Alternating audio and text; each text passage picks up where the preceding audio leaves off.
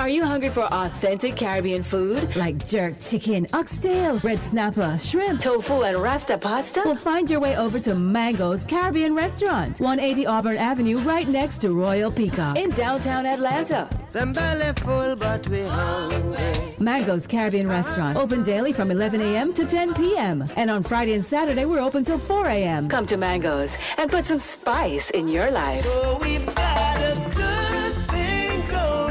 Mango's Caribbean Restaurant, 180 Auburn Avenue, right next to Royal Peacock in downtown Atlanta. For more info or directions, call 404-698-3992 or log on to mangoscaribbeanrestaurant.com. For instant coupons, text MANGOS to 313131. Tell your mama hungry, papa hungry, brother hungry. Mango's Caribbean Restaurant, authentic Caribbean cuisines. Open up the door, tell your mama hungry. Are you ready? It's time. The inaugural Urban NerdCon is coming to Montgomery, Alabama, July 29th through the 31st. Blurs, nerds, and geeks from across the universe will converge on the capital city to see celebrity guests such as The Last Dragon, Tybok, Megan Tandy, and voice actor Dave Fennoy. Hey, how you doing? I'm voice actor Dave Fennoy with a shout out to all my geeks, freaks, and urban nerds. Just want to let you know I'm going to be there and I want to meet you at the Urban NerdCon Gaming and Cosplay event. It's happening July 29th through the 31st in Montgomery, Alabama. Hope you want to meet me as much as I want to meet you. So join us by visiting theurbannerdcon.net for ticket and vendor information. This will be the premier blurred event in the universe. Theurbannerdcon.net. Our heroes, our villains, our stories, everyone's con. See you there. From novice to aficionado, find yourself here. High quality cigars plus personal customer service. Slow Burn is Waco's only mobile cigar lounge, featuring a meticulous, curated collection of premium cigars. Visit our website, www.slowburnwaco.com. That's www.slowburnwaco.com. Since 2002, Empowerment Resources, Inc., a nonprofit organization, has empowered more than 1,500 youth and adults in Duval and surrounding counties through its programs Journey into Womanhood, Girls Mentoring, Life Skills for Teens, and Parenting Education Coaching. To get involved with programs, volunteer, or donate, visit www.empowermentresourcesinc.org. Follow us on social media, facebook.com/empowerment.resources and instagram.com/empowermentJAX. For 200 years, Montgomery, Alabama has been making history by people who had the courage to stand up for change. Today, this riverfront city has been reborn, embracing the past and looking forward to the future. From the National Memorial for Peace and Justice to the stage of the Alabama Shakespeare Festival, this is where history was and is made. We are proud to call Montgomery home, and together, we can be the change. Are you ready? It's time. The inaugural Urban NerdCon is coming to Montgomery, Alabama, July 29th through the 31st. World, what's happening? Rob Morgan here. Just letting you know, July 29th through the 31st, I'll be at Montgomery, Alabama, Urban NerdCon. Come on out, get something signed, take a photo, say hello, let's share some stories and create some memories, you know? Peace. So join us by visiting theurbannerdcon.net for ticket and vendor information. This will be the premier blurred event in the universe. Theurbannerdcon.net. Our heroes, our villains, our stories, everyone's con. See you there. From novice to aficionado, find yourself here. High quality cigars plus personal customer service with Slow Burn. Visit our website, www.slowburnwaco.com. Slow Burn is Waco's only mobile cigar lounge, featuring a meticulous, curated collection of premium cigars. It's more than a mobile lounge. It's an environment and an experience rich in history, luxury, and personality. An elegant extension of any celebration occasion. It's the perfect escape and meeting place a space where you can relax or enjoy a shared passion. Have Slow Burn plan your next big event, or before you are planning to celebrate your win over your athletic rival. You can shop our collections at www.slowburnwaco.com. But if they want to tab, I'ma do the dab, yeah.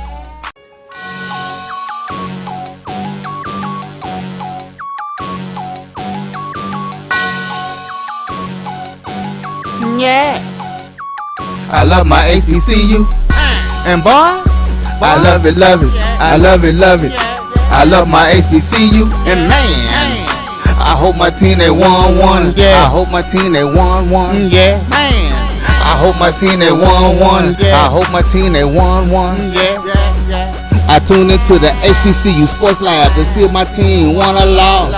If they lost, I'm quiet as a mouse. But if they won, keep tab. I'ma do the dab, yeah. Dr. Cavil, he know what he be talking about. Mike and Charles, they know what they be talking about. They compress the analytic data with your hip hop. If you know them like I know them, they gon' tell you if your team, if they won or lost, and who the ball. So listen to Professor, yes sir, and pay attention. Cavil with Inside the HBCU Sports Lab with Mike Washington and Charles Bishop. Mike Washington is back on assignment. I hate to tell it on the brother, but Joe Clay of 1876 Sports and Culture had his 50th birthday party. Joe Clay, he's an engineer. He's doing well. One of those measures that you know when you have a big old house, and you got a pool in the backyard, right? Those are components that usually that you do it pretty well, right? In this society, you know, at least it's let's put it that way. Throw him out there, then, Doc. I said, throw him out there. Go ahead. Yeah, so his family's doing well. So his wife really does it up for him. He's backyard. You feel like you're in the islands the way they didn't put everything together. You know, 3 things he says he loves: Prairie View, Alpha Phi Alpha fraternity, Epsilon Gamma Iota. For those that don't know about Epsilon Gamma Iota, that is an engineering fraternity and sorority, right, at Prairie View. So anyway, Mike shows up at the party. Mike has a good time. I'll leave it at that. No said. The man said, yeah, he said he ain't got no voice. So I was like, don't worry about it, Mike. 3 days later. He is traveling, so he is acting on assignment, but man had so much fun he lost his voice. We all need that sometimes, but that's just another example of those epic Prairie View and party.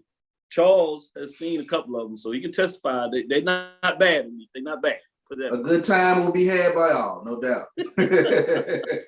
Let's get back to the business. Welcome to episode 274 of Inside HBCU Sports Lab radio show and podcast.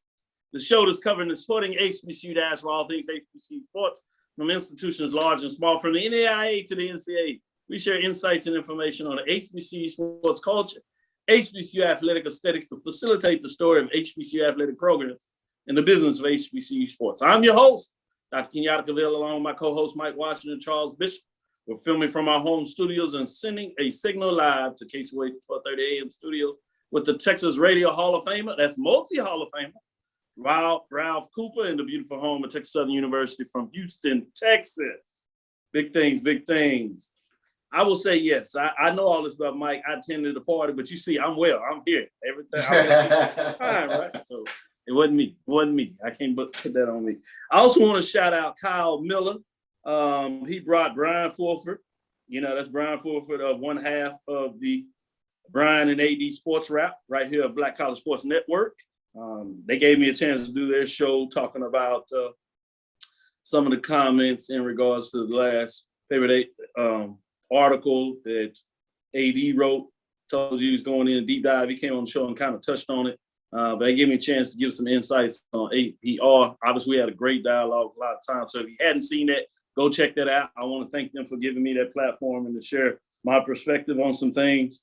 Kyle Miller did the same thing over there at Houston Community College, college media summer sports workshop they had for students and a lot of folks in the media sphere, community colleges and universities around the country. They had Mo Carter on, Fox 54, as you know, Matt Tritton, play-by-play. We're on giving some updates, and they brought myself on and Brian to talk about NIL. So that will be up on the YouTube sphere, so you can get in there if you want some different perspectives of NIL and how it continues to reverberate around our society. So I kind of wanted to share that a little bit before we get into some of this news. I believe we'll have a great show for us today. We plan on having an interview, so we're going to tag along and stretch it out a little bit and give some other perspectives of folks that cover HBCU sports and get into some dialogue and maybe a little bit of debate. We'll see if we can make that work.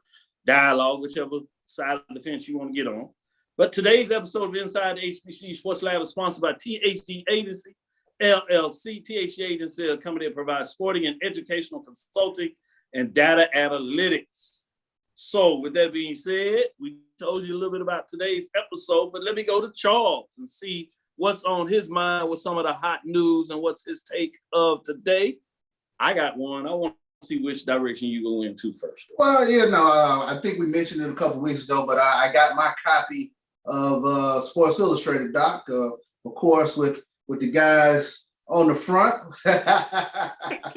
Coach Prime. Yeah, we good brothers on the same page. Yes, indeed. Yes, indeed. So definitely wait till I guess and give him a little love, but I don't blame. I couldn't wait either. I saw that with Deuce. Deuce got his copy, so he all excited about SWAC, Jackson State. I said, hey, don't say, boy. Don't it's early now. It's early now. Watch that. The baseball. They got a pretty good baseball program, but we'll see. Between y'all and Southern on the baseball side, I get nervous real fast. Turn to Deuce. But he picked up the Jackie Robinson, so he's still into his baseball. He wanted the Jackie Robinson 50th anniversary magazine, so I was cool with that. Got into that. Got my FCS edition of the Lindy Sports with their poll ranking, so we might a little bit. I'm looking for that one. That one was hard to find. I have to go out and go take a look for that one. So I definitely tune in on those publications that actually shed light on the FCS program. So I definitely want to keep an eye out for that. But a lot of stuff going on today. I think the big news that hit today, Dr. Cavil, was Alabama A&M. They're in the news today. As Director of Athletics Brian Hicks announced that he is stepping down to assume the role of Senior Associate Commissioner for Promotions and Strategic Partnerships with the SWAC. So Brian Hicks will now be former athletic director at Alabama A&M. So Alabama A&M, they are in the business for looking for a new AD to head that athletics program. First, congratulations to Brian Hicks and his promotion. In a lot of ways, you go from an institution to a setting. Many people would see that as a promotion, but certainly in terms of promotion and strategic partnerships, people have always talked about strategies with the SWAC and their strategic plans. It'll be interesting to see how he maneuver and help Dr. Charles McCullough and the rest of the individuals with the SWAC office. So it's fascinating. But then the second part of the question comes up. But let me give you some quotes from Dr. Daniel Williams, the current president of Alabama A&M. Brian has been an outstanding leader for Alabama A&M athletics in his decade of service to the institution. He has helped to elevate our profile at all levels while always keeping our primary reason for being here, our students, at the forefront of all that he has done. He will continue to be part of the Bulldog family as he transitions to the SWAC office. I hear wink, wink, I guess. This is a tremendous opportunity to continue to serve both our students, athletes, and our institution alike. I said, man, president just got in there. He already asked for some support in the SWAC office. Hey, man, make sure you get out. I said, okay. Hicks was saying that I'm grateful to Commissioner Dr. Charles McCullough for that opportunity. I'm looking forward to helping him make his vision of the SWAC the best Division I conference in the country a reality. Also quoted as saying, at the same time, I'm forever grateful to Dr. Andrew Eugenia, I should say, Jr., and Dr. Williams, our coach, administrative staffs, undoubtedly the best student athletes in all the world, for their support for helping A&M continue to grow and reach unprecedented heights. Pretty good there. So now the question I got to ask you, which direction does Alabama A&M go? Do they poach from the SWAC? I guess that's the term that people like to use now. Or do they go outside of that, stay within the D1 framework and bring somebody in? Do they elevate the individual? You've seen a couple of folks that have done that in terms of that. Or do they go like the Division II route, maybe, and get somebody to move up to Division I that is familiar leading the program? Any thoughts in terms of where they might go right now? That's an interesting question, because I think we've seen institutions go a myriad of routes in terms of finding qualified individuals. We just saw that with Mississippi Valley State, who's a young man, Hakeem McClellan, who's an alum of Mississippi Valley State, familiar with the culture. It'll be interesting to see if Alabama A&M goes with someone of the same ilk, or if they look outside of Alabama A&M for someone with a different sort of skill set. We've seen that happen with Howard University, things of that nature. So these AD searches have become quite fascinating to me. And we've talked about it on this program quite often. There are a lot of young guns in administrative positions now who are chomping at the bit for their opportunity. So it will be real interesting to see where Alabama A&M takes this search, and we'll see what Alabama A&M does with regards to the athletics program. I'm very curious. That is a very interesting athletics program. I think we've seen them on the come up, especially with football. Connell Maynard, in terms of the hire there, and they won a SWAC championship on the football side of things. Very good women's basketball program. We've seen them make some strides as far as baseball. So it'll be interesting to see where they go from here. Great points at all. As we are getting ready for our guests, I know he's coming in, so we'll get into our break in a normal time and bring it in and get everybody ready for that. But as we're doing that in our opening segment, I told you Lindy's FCS top 25. I delivered my top 25, and credit to Kyle Mosley, just give him a shout out in terms of as he broke down Dr. Ville's 2022 HBCU preseason football rankings, had his thoughts on processes, but he put it out there and said, hey, Dr. Ville did what he did. I like that. Along with you, Charles, that's pretty good when folks say, hey, just make sure. So FCS top 25, though, I had number 1, South Carolina State. South Carolina State does not get any love from Lindy's in the FCS top 25. Interesting. I thought that was fascinating in terms of the MEAC. So they're not in here, but in terms of the SWAC, SWAC does have 2 representatives. They're in the top 20, one just outside of the top 10, which is Jackson State. It says Deion Sanders' quarterback son Shador led JSU to SWAC title, were humbled in the Celebration Bowl. Then they got number 18, Florida A&M. Rattlers reached FCS playoffs, but spring lost linebacker Isaiah Land to transfer stings. But obviously, we know now that while he entered in the portal, he decided to come back. So be interesting if they were maybe slightly higher if they didn't have that. So that's pretty good when you have 2 teams top 15, top 20, one just outside of the top 10 below that, which creates more momentum in terms of that matchup. So you got, in terms of my poll, a 2 versus 3 first weekend coming out of the box in a conference matchup. FCS top 25, at least according to Lindy's, you have a top 15 matchup with number 12 versus number 18. Fascinating when you look at all these different variables of what that looks like. Obviously, FAMU may drop a little bit outside of that if they can't get it done against North Carolina in that opening week matchup they have there. But you would think they'd probably stay in the top 25 even with that loss if they do a weekly update in terms of that. But that's going to be fascinating when you talk about what's going on here. Any thoughts on the FCS top 25? I will say, obviously, as a non-HBCU, you have North Dakota State at number 1 spot, 3rd FCS title for Matt Ince would put him behind only Jim Tressel, mentor Chris Kleiman in terms of being able to set that done. So those are some of your things in there. In terms of the OVC, who you have in the OVC in here? Don't have Tennessee State.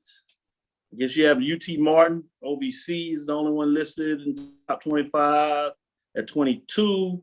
In terms of the Colonial Athletic Association, Top program they have is the top 10 team in Villanova at number 9. They have a couple of more teams in there. And out of the Big South, no A&T. But you have, what is that? Anybody out at the top? I don't see the Big South represented in here. Maybe I'm just looking over it, but we'll take a deeper dive. Any thoughts on that? Well, I mean, it cements the fact that the SWAC East is one of the premier sides in terms of all of HBCU football. Anytime you're getting that preseason love from the national publications, that Orange Blossom Classic, I'll go out on a limb now and think that'll go ahead and be a sellout. I think that's going to be pretty much for all the marbles again in the SWAC East. You're talking about 2 dominant programs, and then let us not forget new coach at Alabama State, Alabama A&M. You mentioned you have them very high. They'll be right in the mix. So the SWAC East is going to be so scary this upcoming football season. Yes, we went fast. Let's take our break and bring our first guest in here. We'll be right back after this quick break. Before we get in the break, another tough lose for North Carolina A&T. We will talk about the fact they had those All-Americans, which is a big to-do. But during that, they lose one of the All-Americans, Randall Ross Jr., who will join his father at Tennessee. Most of us thought that was far-going conclusion, but now it's been stated. So we'll put that in there. Stick with us. We'll be right back after this break to get into some further talks on our interview.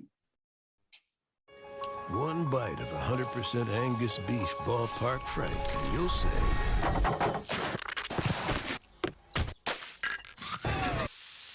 hello, summer. Oh yeah, it's ballpark season. Q Time is our classic Atlanta soul food restaurant located in the historic West End. Q Time Soul Food is a family business started by Fred and Christine Crenshaw. Come on in, relax, and sink your chops into our tantalizing, mouth-watering, distinctive soul food with a twist, the Q Time way. 1120 Ralph David Abernathy Boulevard, or call your order in at 404-758-2881. Do you miss your mama's cooking? Then come on down to Q Time, an Urban Passport member.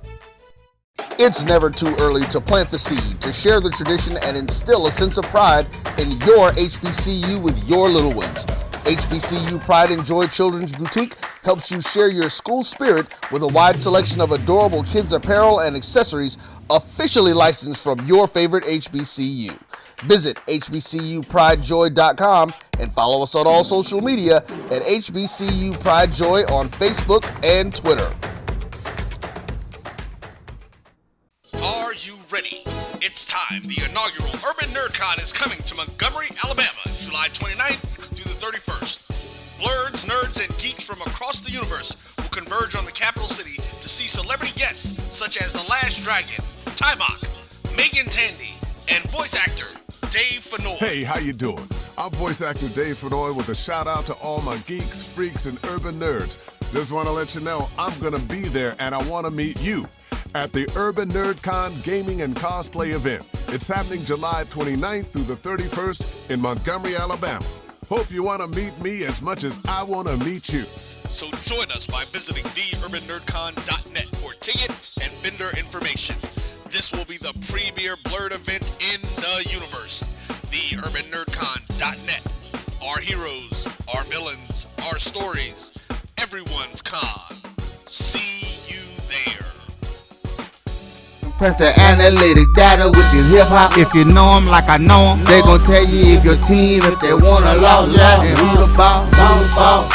So listen to Professor, yes sir, and pay attention, cause he gon' teach a lesson.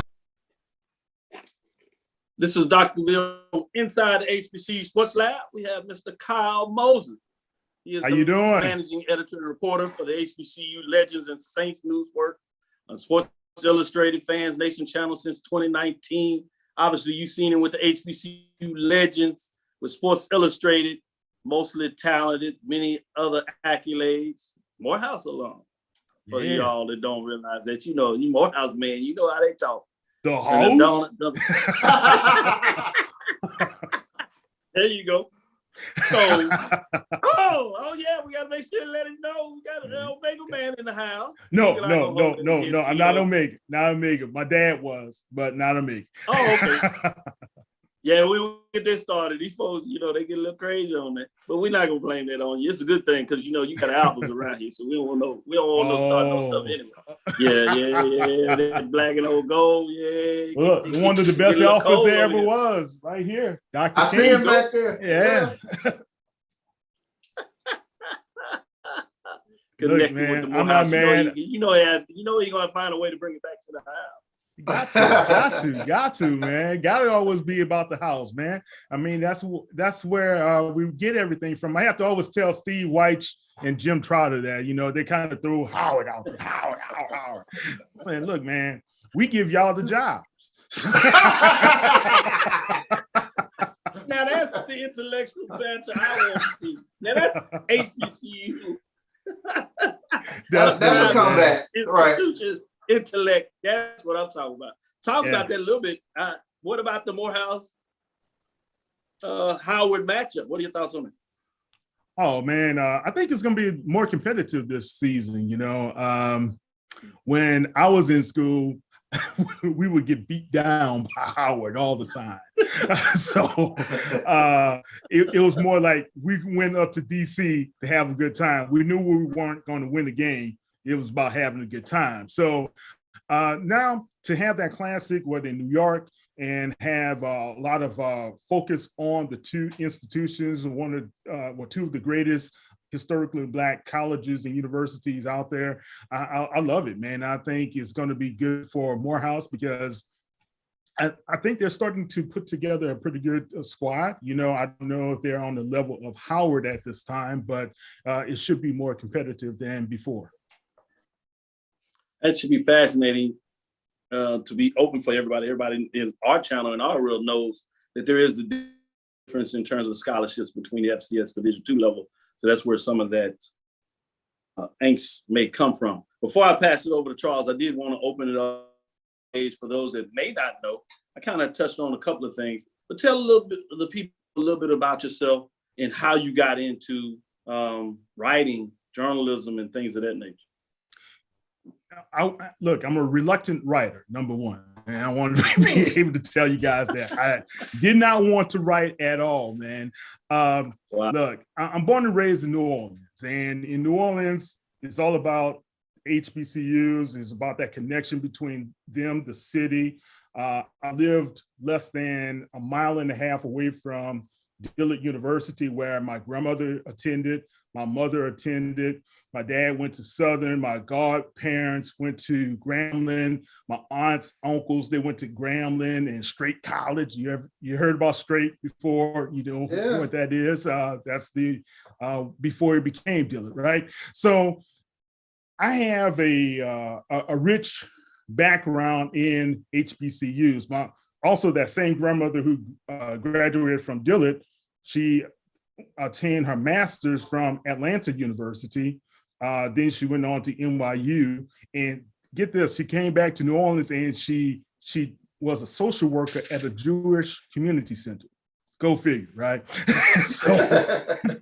But look, HBCUs has always been in my blood.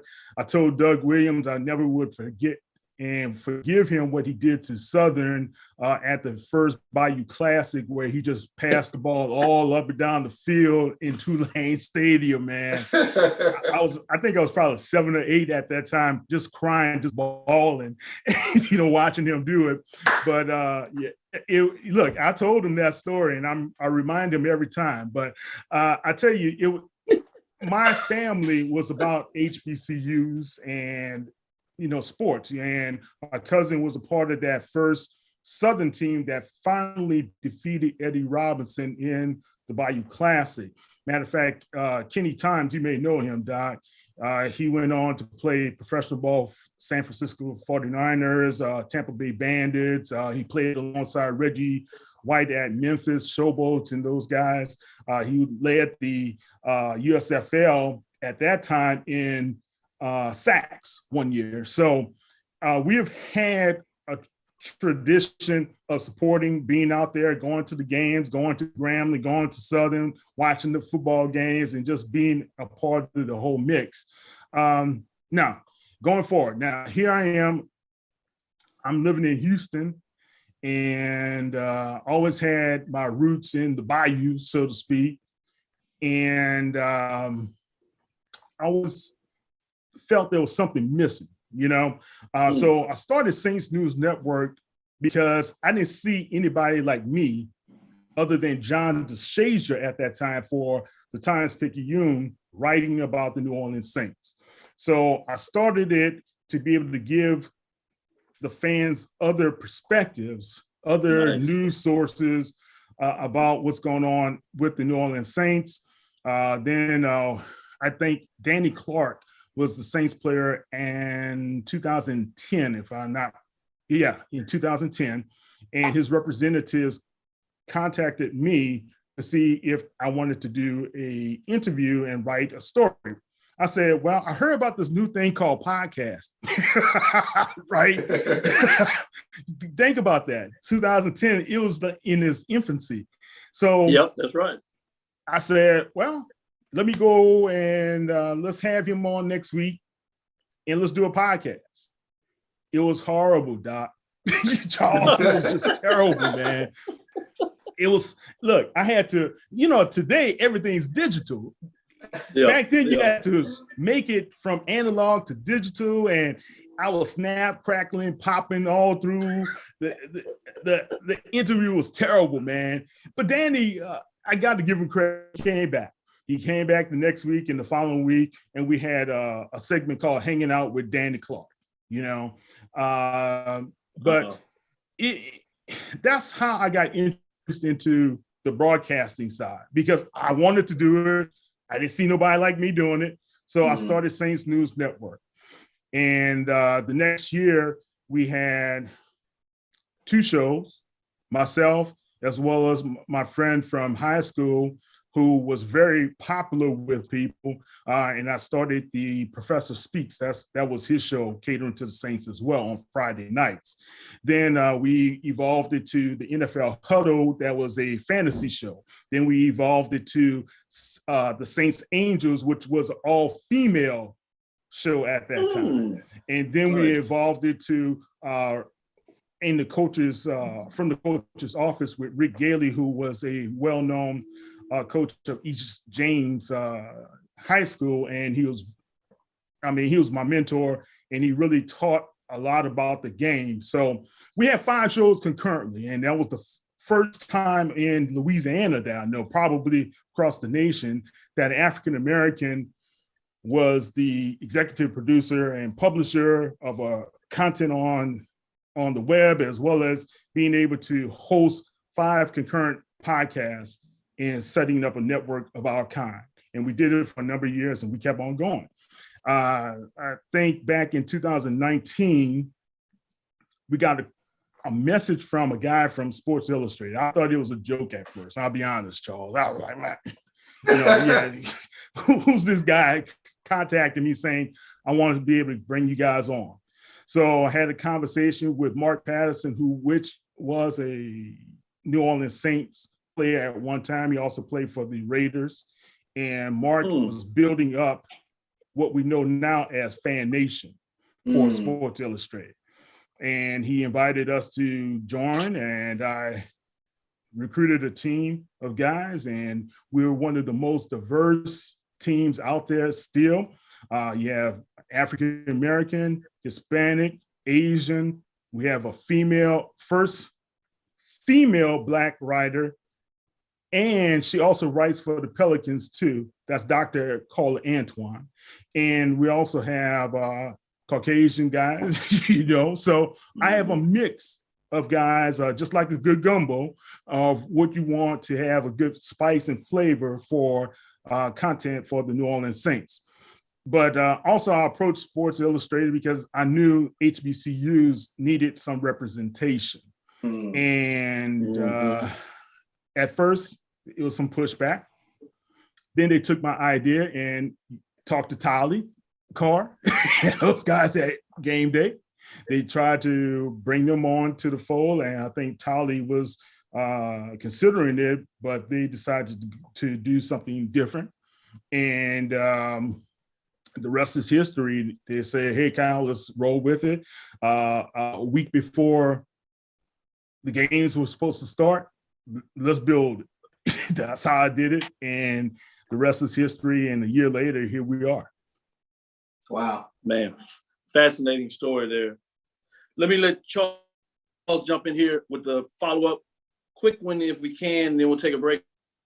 We'll come back on the other side and build into some of your actual articles so we can get into some dialogue and maybe some good debate and see how well you did with those teams. Go ahead, Charles. And before we start, let me say it's a pleasure to have you on, Kyle. The Godfather, Ralph Cooper, our mentor, he texted me. He said, when you were in Jackson, hey, be sure you holler at this guy. And I wanted to make sure that I brought that to the forefront. But I think you went into the story in terms of Fan Nation and HBCUs, how that kind of came about, because I was always curious. Sports Illustrated they kind of shifted and kind of took a turn towards looking at HBCUs. And I was just curious, how did that kind of come about? And you kind of talked a little bit about it. Okay, so you see me.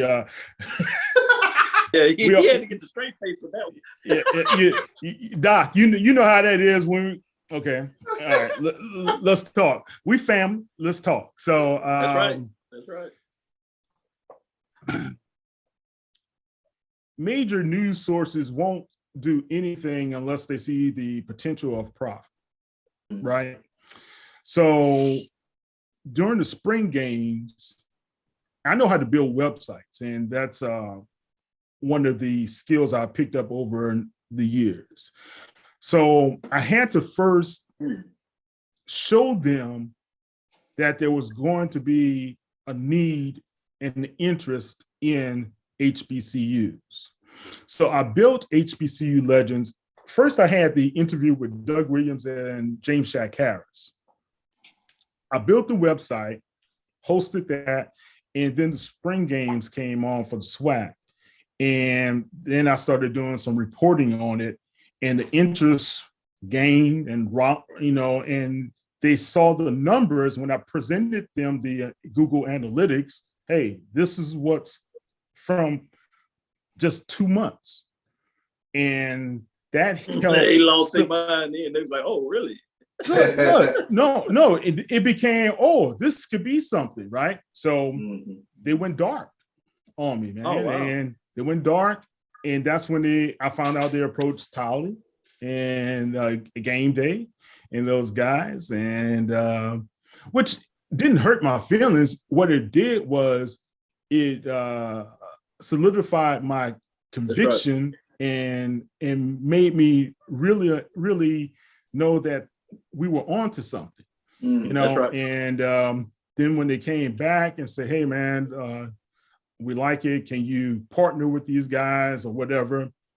And Tolly and I had a great talk, but they were going a different direction now, and they had to respect that. I said, look, they're not going to be on board.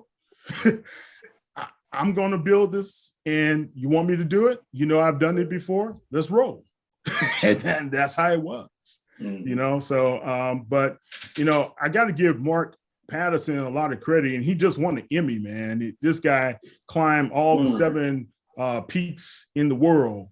Mount Everest was his last one he conquered, and that was last year, matter of fact. And he just won an Emmy for that with the NFL Network. But very few people would have given somebody of color that opportunity, and he's given me that opportunity, and it's not too many of us being represented like we should be represented. There's Wilton Jackson, you guys know. Yeah. There's quite a few since Wilton has been there for the while he's been there, but I think we need to do more. Yeah, I'm really big on that, and I'm glad that you stayed the course. Shout out to Tyler Carr in regards to moving in the direction he did for whatever reason, because it made sure that you had the space necessary to do what you're doing. So shout out to all those involved. with that, let's take our first break and get back into it. We'll get back into dialogue, and we'll make this a little more involved as we get into some of your articles that a lot of people have been excited about, and we'll get some dialogue to see where this came from and what Charles thinks about this. Maybe I'll get my thoughts. She's going to do it right back after this break. Oh, that spin class was brutal. Well, you can try using the Buick's massaging seat. Ooh, yeah, that's nice. Can I use Apple CarPlay to put some music on? Sure, it's wireless. Pick something we all like. Okay, hold on. What's your Buick's Wi-Fi password? Buick Envision 2021. Oh, you should pick something stronger. That's really predictable. That's a really tight spot. Don't worry, I used to hate parallel parking. Me too. Hey. Really outdid yourself. Yes, we did. The all-new Buick Envision, an SUV built around you, all of you.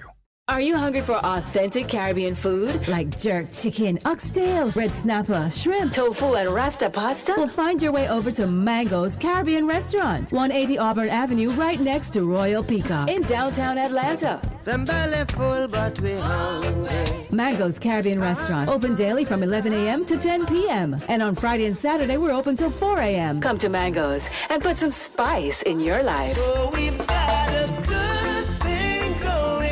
Mango's Caribbean Restaurant, 180 Auburn Avenue, right next to Royal Peacock in downtown Atlanta. For more info or directions, call 404-698-3992 or log on to mangoscaribbeanrestaurant.com. For instant coupons, text MANGOS to 313131. Tell your mama hungry, papa hungry, brother hungry. Mango's Caribbean Restaurant, authentic Caribbean cuisines.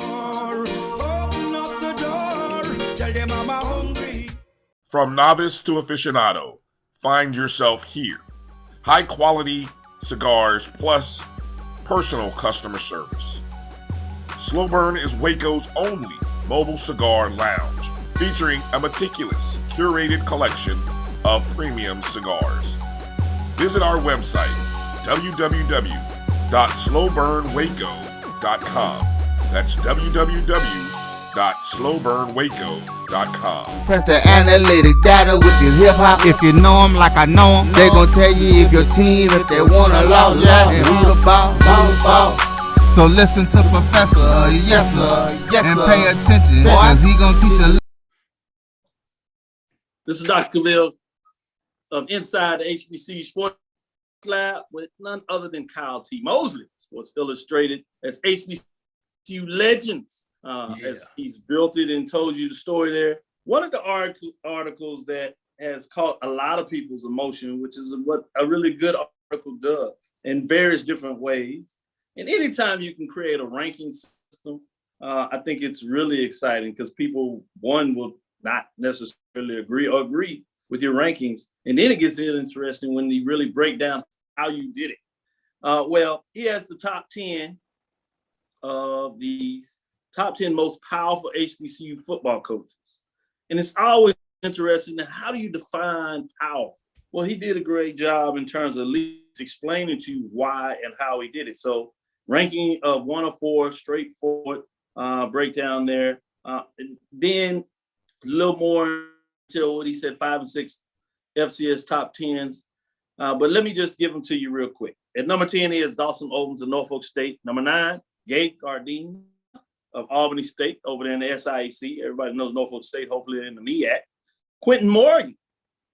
I like the idea. Quentin Morgan, a lot of folks that are fascinated in maybe one of the 4 other HBCUs that participate in football. Obviously, the 5th one with Gulf Coast Athletic Conference. But Langston is NIL, so they don't necessarily get the coverage that you might think about. But you got Quentin Morgan, number 7, Fred McNair, number 6, Damon Wilson, formerly of Bowie State, now Morgan State, recently taken over that job. Number 5, Hugh Jackson, Graham State, Tennessee State offensive coordinator. Number 4, Eric Dooley, Southern University Prairie View in 2021. Number 3, Willie Simmons, Florida A&M. Number 2, Buddy Hugh, South Carolina State. Number 1, Deion Sanders, Jackson State. One of the things somebody asked me, Prairie View guy, to be specific, saying, what does it say about our coach, why our coach is not in there? One of the things that I looked at quickly, I said, everybody on this list has been part of a championship, either as a head coach or a coordinator. Was I right on that? or was that something that I just pulled out that may have been? No, how do I say it, Doc? Yeah, you're right on target when it comes to that. But there has some other variables, man. So I wanted to be able to kind of break it down by the conferences, the coaching staffs that they have, the postseason, if they were in a postseason as well. Also looked at the strength of the conference, because you can't equate SIAC to SWAC or MEAC. Also looked at the recruiting classes that they currently had, the media influence. Now, a lot of people say, hey, that's what does that have to do with a head coach? Well, today, if you don't understand, that's about power, right? Nick Saban has a lot of weight in what he says to a media, right? You saw the pushback that he received after the ludicrous comment he made. And as well as Deion Sanders has a lot of power, does he not? And so I had to weight that as a possibility, and also look at the fan base influence and the attendance. And I use attendance. Jackson State's attendance is phenomenal in the FCS. And to be consistent year in, year out doing what they're doing has a lot to do with the type of draw the fans have, not only to the program, but you have to have a coach that can be able to help market the team. So that's one of the factors that I used as well. Well, Sports Illustrated agrees with you. Yeah, what do you think of the top 10? I'm kind of salty about that one, Doc. Either they brought in some outside help on that one. They had to get the big dog Jock to come do that. Oh yeah, they heard from me on that one. I know where the little bit of that work is. They heard from me on that one. Your time is coming, and you getting some of this love right here, so you're gonna get it. Charles, let me ask you, in terms of this top 10, any concerns you have, disagreements? Where are you in terms of this top 10? Because I had some reservation, Hugh Jackson, and then I remembered you go back a little bit about his pro coordinators, certainly at USC in terms of championship run. So that's when it hit me. I was like, damn, all these folks been champion. What about yourself? I'm curious about the personalities. We all know Coach Sanders, Coach Prime, a gregarious personality. You talk about media influence, but an individual like South Carolina State's head coach, Buddy Pugh, who isn't boisterous or anything like that, but how does he exude his influence? Yeah, he has the respect of people. What he did in those press conferences, and I watched him, Charles. Remember from the press conferences, Coach Sanders kind of dominated the press conferences, but Coach Pugh stayed true to who he is, right? And even after the game, he was who he was.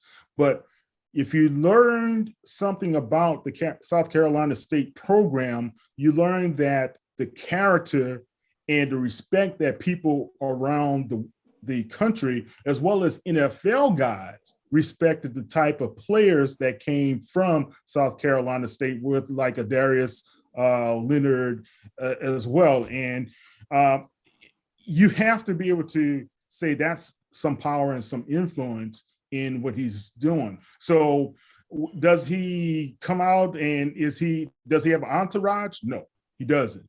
But when he speaks, it has some weight and some importance, especially now that he's the 2021 national champion of the HBCU footballs teams, right? Sure. In terms of head coaches who are, I guess it's levels to it, is what I'm trying to say. Those head coaches who can make the next step, what do they need to do in terms of you have Damon Wilson now at a Morgan State, or programs that aren't as high profile, but you know that they have great head coaches? Like what would be the criteria in terms of moving into the top 5? Yeah, well, I kind of wrestled with Wilson and Hugh Jackson. I'll be honest with you, man. I really had Wilson number 4, right? And then let me go to my spreadsheet here. So when I looked at Wilson, what brought him down wasn't the fact that he wasn't a winner and it wasn't a champion and he's a darn good head coach, right? Sure. It's the fact that now he left Bowie, and where he is in 2022, that fan base is not as great. That fan base is what really took him down. That influence around that area really took him down. He doesn't have any recruiting going on. I know he's tried to attract some of his old guys from Bowie. So that transition is what dropped him, in my opinion. That's all. Sure. Because if I take the fan base and the other influence, he's number 4, right? That's how I look at it. Fascinating. Yeah, I know your data speaks one thing. I would have dropped Gabe Gardini. I know he's gonna kill me off the state. Dawson Odoms. I would have had Carnell Maynor, and I imagine their as you talking about attendance probably hurt him a little bit. And I would have had Reginald Ruffin in terms of 19. Those are the only ones. Everybody else, I'm in line with that. So number 11 was Trey Oliver, 12 Carnell Maynor, Eddie George, 13 Eddie Robinson Jr., and Reginald Ruffin. Now Sam Washington could have been up there as well. I was curious about Sam Washington. Yeah, and I got a lot of flack from Aggies. Thank you for that as a result. But I think Sam Washington, in due respect, could have been a lot higher. And I think I'm going to revise that a little bit later. But I do respect the program, but the program last year wasn't where it should have been or could have been, I should say that. So when I talk about 2022, are people talking about what's happening with North Carolina A&T? Do you hear that? Do you hear the rumblings? Do you see that? What's happening? Tell me if there's something I'm missing. I'm willing to hear. So the $1 million question for North Carolina A&T is, do they fall on deaf ears just because they're not in front of the eyeballs of the HBCU fan base? You know, I saw a funny meme today, right? And they talked about the SWAC and MEAC, and now looking at North Carolina A&T and like, hey, man. Yeah. You know, you left. But all due respect, and Doc, you know this as well as I do, and Charles, you know it as well. Anything, when you start putting more W's up than L's, that really quiets the crowd, right? Sure. And you see who's going to be on your side. And I think it may be a rebound season for them. You know, every team can't stay high all the time. You know, you're going to have those ebbs and flows of your coaching, your players, your recruiting, and everything else. So I think that's where they are at this time. I agree so much with that. And we see that with Tennessee State. And a lot of times at the beginning of the season, they can get off 3-1, 4-0. Some cases maybe 4-1. They're top 5, a lot of people are talking about. And then unfortunately get in conference play and they lose a couple of games. And at best, they might hover around 500. Hopefully it doesn't fall off with a couple of years. They're not as irrelevant. But if you go back long enough, the time where they were pushing top 5, jumping all the way up to number 1, nearly end of the season, setting up for postseason play, the matchup with North Carolina A&T, they were the talk of HBCU sports at that time. So I agree with you totally. A lot of it is not just going to be your disposition outside of it.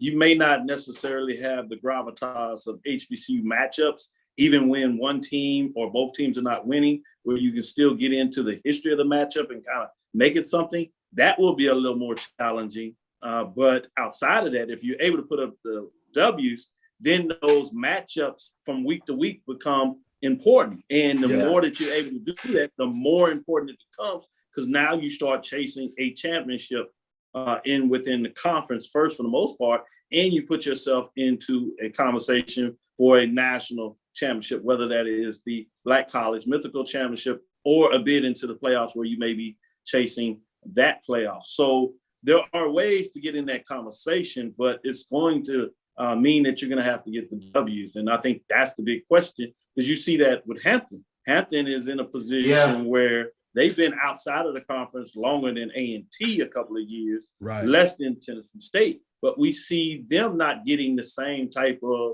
accolades, and that's because they haven't been winning and have won even less than A&T. So you see how quick they fall off the map when they're unable to do that. Even with big time matchups of Howard and Hampton, you'll talk about a little bit. But after that, if you're not winning at a level, it's going to fall off. So great points there in terms of that. Can I ask a question, Doc? Sure. To you and Charles? When it comes to these days, especially in 2022, we have a great focus on marketing the program, right? And a lot of people were asking me, why would you consider, let's say, Willie Simmons or Eric Dooley or Hugh Jackson at this level right now? Because, well, Hugh Jackson has NFL experience. And I know he wasn't a great winner in the NFL, but he knows how to put a winner on the field. It's much more intricate and more complex to be an NFL coach than a college coach. So I had to give him some kudos on that point right there. But my question to you guys is, how do you believe these programs that are struggling right now, let's say, all right, and TSU, let's say TSU, do you believe that a better marketing effort can be done, and how do you turn that around? Ooh, that's a $1 million question. Can a better marketing effort be done? Of course, always a better marketing effort can be done, but it ties into what we're talking about. Winning is sort of that cure-all that gins up the fan base. And what I've noticed is fan bases that are moribund, it's hard to turn that pendulum in a different direction via social media, via whatever things that you marketing efforts that you do, unless you start putting those W's up. I mean, they go hand in hand. And when you start getting the W's, it drives an interest. I think, it'll be interesting to see how fan bases react. I always take a look at a fan base like Southern, very rabid, Grambling, very rabid. But when they're winning, and then you get the other component now, the social media. It drives the fan base. It drives it to a fever pitch. Jackson State, we're watching that now. I mean, you don't want to get in an argument with Jackson State fans right now on social media. I mean, because that fan base, there is an engine, if you will, with regards to the marketing, with the social media, and the W's. It all goes hand in hand. Let's take this quick break, and I'll give you my perspective on the way back. I'm in agreement. I'm going to add a layer to that, to Charles' thought process there, but let's take this last break. We'll be right back, get into that, and then we'll talk about how that looks when you broke down the Dr. Cavil's Inside HBCU poll. Gave us some love there. Great breakdown, I will say, in terms of that. And I agree with some of the questions you have. I think that's the challenge with the top 10 this year. So I'm open to that. And it'll be fascinating week to week to kind of see how they turn. But let's take this last break and we'll come back on the other side. And I'll answer that marketing perspective. And hopefully people will appreciate a perspective I'll bring that I add even a different layer to what Charles suggested, which I agree with wholeheartedly as well. 2002, Empowerment Resources, Inc., a nonprofit organization, has empowered more than 1,500 youth and adults in Duval and surrounding counties through its programs Journey into Womanhood, Girls Mentoring, Life Skills for Teens, and parenting education coaching. To get involved with programs, volunteer, or donate, visit www.empowermentresourcesinc.org. Follow us on social media, facebook.com/empowerment.resources and instagram.com/empowermentjax. For 200 years, Montgomery, Alabama has been making history by people who had the courage to stand up for change. Today, this riverfront city has been reborn, embracing the past and looking forward to the future. From the National Memorial for Peace and Justice to the stage of the Alabama Shakespeare Festival, this is where history was and is made. We are proud to call Montgomery home, and together we can be the change. Press the analytic data with your hip hop. If you know them like I know them, they gon' tell you if your team, if they want a lot, and who the ball. So listen to Professor, yes sir, and pay attention, cause he gon' teach a lesson.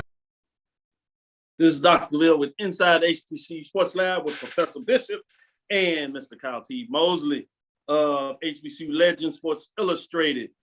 When you wrote down that question, a couple of things play off, and I'll try to make this concise because of where we are in time. But it's important to also look at the history of a program.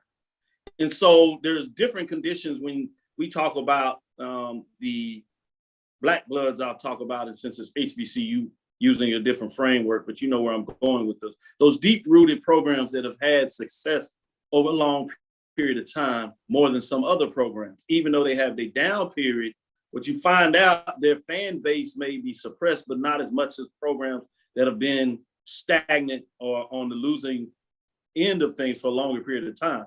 So it takes more to churn those fan bases and the things that we talk about in terms of the escalator.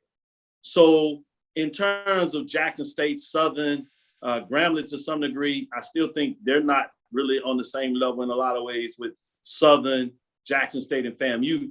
They do have a greater history in terms of winning championships, but in terms of a fever fan base, if you really look at the numbers, particularly even like at State Fair Classic, Prairie View brings more to that game 4-1. And I'm talking about tickets sold that people will get into an argument and have a fantasy of where their program is.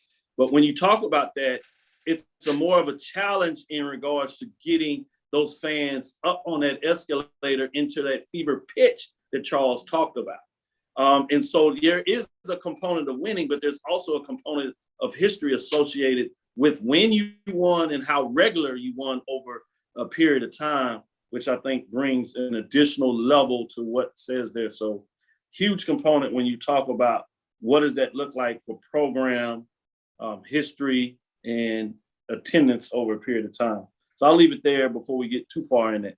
But I did want to get into the top 10 ranking. And you brought up some of the concerns there.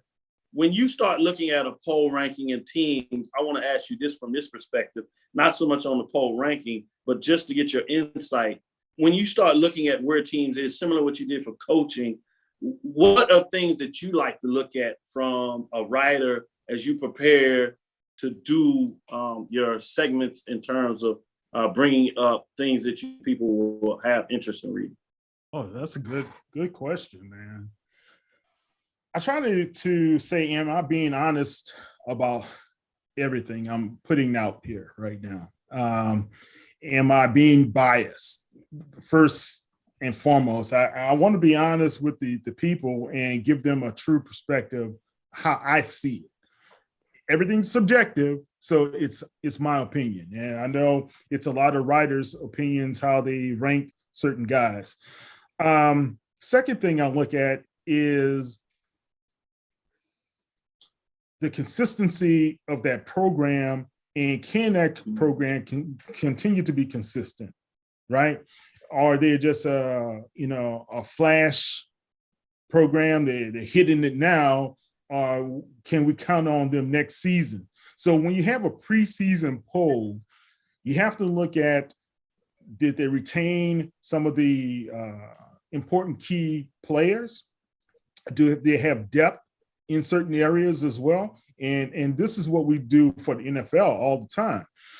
You got to look at depth. So let's say, and not trying to knock, let's say JSU, right? So if Aubrey Miller gets injured, Charles, what's going to happen? Who's behind him? What's the depth like, So we know we lost James Houston. Who's going to be that playmaker other than Travis Hunter on the defensive side? So those are the things you need to start looking at when you look at these programs. So Grambling, I don't know much about those guys.